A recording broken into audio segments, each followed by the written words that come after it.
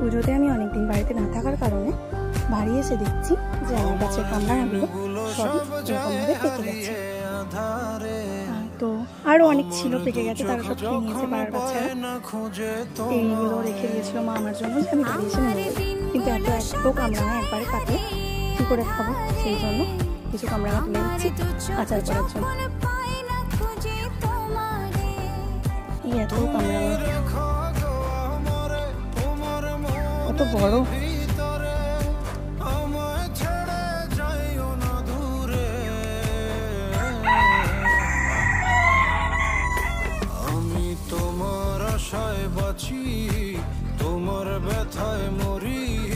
এটা তো একদম